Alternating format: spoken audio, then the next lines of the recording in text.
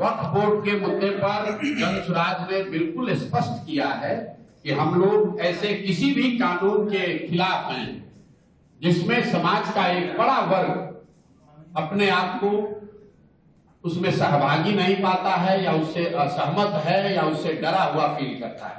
बात इसकी नहीं है कि वक्फ बोर्ड का कानून सही है या गलत। गलत है कुछ लोगों की नजर में, कुछ लोगों की नजर में सही भी हो सकता है, हम लोग की नजर में गलत है। लेकिन सबसे बड़ी बात है कि आप उसको बना कैसे रहे। जिस 20% आबादी को आपके हमारे फोर फादर्स ने, इस देश के फाउंडिंग फादर्स ने, जिनको ये आश्वस्त किया कि तुम भारत में रहो, भारत एक सेकुलर देश बना रहेगा, भारत तुम्हारा भी उतना ही होगा जितना दूसरों का होगा, जिनके भरोसे पर ये लोग यहां रहे, जिस संविधान ने उनको प्रोटेक्शन दिया, अगर उस संविधान के किसी प्रावधान में आप आमूलचूल परिवर्तन ला रहे हैं, ला सकते हैं, लेकिन उसके लिए जरूरी है कि समाज के जिन वर्गों को ये कानून प्रभावित करेगा उनको कम से कम विश्वास में तो लीजिए।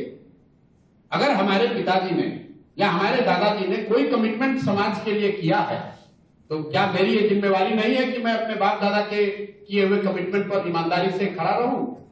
तो ये तो कहीं ना कहीं सिर्फ मुसलमानों की बात नहीं है। इस देश में जो हिंदू रहते हैं, जो इस देश के संविधान में यकीन रखते हैं, जो ये समझते हैं कि गांधी जी ने अगर कुछ कहा है तो उस पर हमें कायम रहना चाहिए, ये सबका मुद्दा है। इसलिए वक्फ बोर्ड के हम लोग खिलाफ हैं। दूसरी बात, वक्फ बोर्ड का अगर कानून बनता है तो इसके लिए बनाने वाले भाजपाई तो दोषी हैं ही, लेकिन इसका सबसे बड़ा दोष नीतीश कुमार के सर पर जाएगा।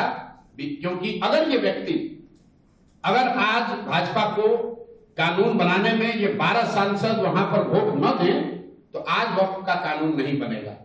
तो मैं आपके माध्यम से कम यहाँ के मुस्लिम साथियों से, उन नेताओं से जो आज भी जदयू से जुड़े हुए, मैं ये नहीं कह रहा हूं कि आप दल छोड़ दीजिए, लेकिन कम से कम उनसे मैं आग्रह करूंगा कि आप लिखकर नीतीश कुमार को एक चिट्ठी तो भेजिए कि अगर वक्त पर आपने भाजपा के साथ मिलकर वोट दिया तो हम लोग आपके विरोध में हैं या हम आपका दल छोड़ेंगे।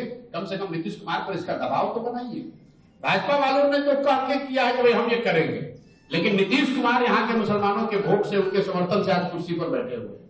अगर 2015 में नीतीश कुमार को, महागठबंधन को मुसलमानों ने वोट नहीं किया होता तो नीतीश कुमार संन्यास लेकर कहीं गांव में बैठे रहते। इसलिए अगर आप गांधी की बात करते हो, समाजवाद की, लोहिया और जयप्रकाश की बात करते हैं, तो आपकी ये जिम्मेवारी है कि जब आज आपके हाथ में है कि ये कानून बन सकता है या नहीं बन सकता है, तो आपको गांधी के विचारों के साथ खड़ा होना चाहिए। इन लोगों के साथ अन्याय नहीं होने देना चाहिए। और अगर वो नहीं सुनते हैं, वक्त का कानून बनता है, तो आप लिख कर रखिए, सबसे बड़ा खामियाजा, सबसे बड़ा राजनीतिक नुकसान बिहार में जदयू को होगा। क्योंकि जैसे सीए एनआरसी में नीतीश कुमार ने गलती की तो हम जैसे कई साथियों ने उनका साथ छोड़ा। मुझे लगता है कि वक्त पर अगर नीतीश कुमार ने भाजपा के साथ रहकर वोट किया तो मुसलमानों का जो भी रहा सहा विश्वास या समर्थन उनको हासिल है, वो सब कुछ उनसे हट जाएगा। आप ही हमको बताइएगा। नीतीश, देखिए हम लोग यहाँ पर कई साथी आप लोग हंस रहे हैं, ये कितनी दुखदायी स्थिति है कि यहाँ पर अगर किसी सिपाही की, टीचर की भी भर्ती होती है तो उसके स्वास्थ्य की जांच होती है। अगर मेडिकल फिटनेस ना हो तो आप सिपाही भी नहीं बन सकते।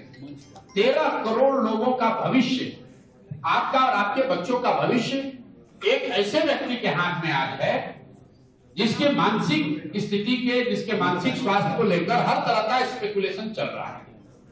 और ऐसा नहीं है कि ये आपको, हमको पता है तो नरेंद्र मोदी और अमित शाह जी को इसकी जानकारी नहीं है। सबको मालूम है कि नीतीश कुमार शारीरिक तौर पर थक गए हैं और मानसिक तौर पर कहीं ना कहीं स्वस्थ नहीं है। ये बात हम नहीं कह रहे हैं।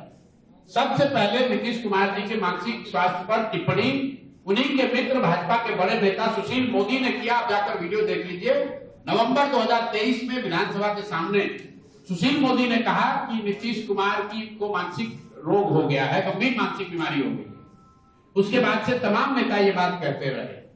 हम लोगों ने जनसुराज में कभी किसी के व्यक्तिगत स्वास्थ्य पर, उस पर टिप्पणी नहीं की है। मैंने टिप्पणी पहली बार जनवरी में किया, जब बीपीएससी अभ्यर्थियों के आंदोलन में सरकार से बातचीत के दौरान हम लोग को यह एहसास हुआ कि नीतीश कुमार को ज्यादातर बातें या तो समझ में नहीं आ रही है, उनको याद भी नहीं रह रहा। तो हम लोगों ने ये डिमांड करी है कि भाई ये रोज की चर्चा बंद हो, इसके लिए जरूरी है कि नीतीश कुमार स्वयं से एक मेंटल फिटनेस का रिपोर्ट जारी कर दे। वो न करे तो कम से कम पत्रकारों के सामने आकर कुछ नहीं तो अपने राज्य के जिला का नाम बता दे, मंत्री परिषद में साथियों का नाम बता दे। जहां तक हम लोग जानते हैं नीतीश कुमार अपने मंत्री परिषद के साथियों का नाम बताने की स्थिति में आज नहीं है, फिर भी उनको मुख्यमंत्री बना के रखा है। किसने रखा है? भाजपाइयों ने रखा है। जो भाजपा दूसरे राज्यों में दूसरे दलों को तोड़कर, नेताओं को खरीद कर अपना दल, अपना सरकार बनाता है, कोई ये पूछने वाला नहीं है कि भाई बिहार में तुम्हारे 75 विधायक हैं, नीतीश जी के 42 है, तुम इतना बड़ा दरिया दिल कैसे हो गए हो कि नीतीश जी को मुख्यमंत्री बना रखा है। तो मेरे भाई, ये बिहार की के तकदीर में ये हमेशा गलती रही है। जैसे पहले कांग्रेसियों ने हम लोग को लालू के हाथ में बेचा, उसी तरह भाजपाइयों ने बिहार के लोगों के भविष्य को नीतीश के हाथ में बेच दिया है। इसीलिए मैं हमेशा कहता हूं कि बिहार के बर्बादी के लिए जिम्मेवार लालू नीतीश हैं, लेकिन इसके असली गुनाहगार कांग्रेसी और भाजपाई हैं। क्योंकि चाहे जितनी भी बिहार की जनता बेवकूफ हो, जितना भी जातियों में बटा रहे, आपको एक आंकड़ा दे देता हूं। लालू जी अपने जीवन में बिहार में एक ही बार जीते हैं, 1995 में। उसके बाद लालू जी जितनी बार सत्ता में आए वो कांग्रेस जैसे दलों के सहयोग से आए। नीतीश कुमार अपने लंबे जीवन काल में सिर्फ एक बार 117 तक पहुंच पाए 2010 में। उसके बाद जितने बार मुख्यमंत्री रहे वो भाजपा के सहयोग से रहे। तो असली गुनाहगार कहीं ना कहीं भाजपा और कांग्रेस है, जो चंद सांसदों के समर्थन के लालच में बिहार की चिंता नहीं करते हैं। दिल्ली में बैठ के सोनिया गांधी को अगर 15-20 सांसदों का समर्थन लालू जी देते रहे तो बिहार में जंगल राज उनको नहीं दिखेगा।